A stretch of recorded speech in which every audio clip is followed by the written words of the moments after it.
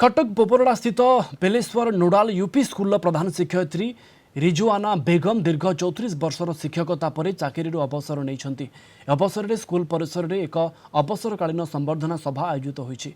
Cuttack जिलार 7टी school से शिक्षकता करथिबा बेले तांकर शह शह छात्र छात्री विभिन्न पद पदवी में अवस्थापित हो पारि।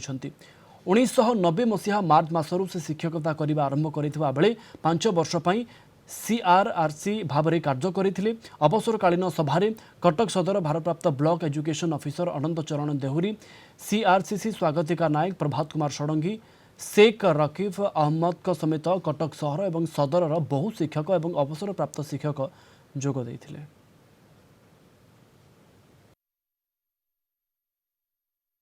ऊपर वाला को धन्यवाद दूची। बहुत बहुत धन्यवाद जे मोर एतिक वर्ष चाकरी बयस से सब गुड़ाक सुरुखुरु रे बहुत भलरे कटी थर मु अशेष अशेष धन्यवाद तांका पाखरे जनाऊँगी।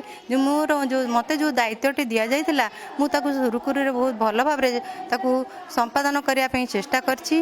मु कहूनी जे मु 100% करछि, किंतु मु मोर जी सामर्थ्य थिला मु सही सामर्थ्य अनुसार सेटा को करिया को चेष्टा कर। जो स्टाफ अच्छी आम जो पिला माने कुनी कुनी पिला माने बेलेश्वर स्कूल समस्त को अशेष अशेष धन्यवाद दूची। आमर खूब भल गोटे परिवार गढ़ी उठिला।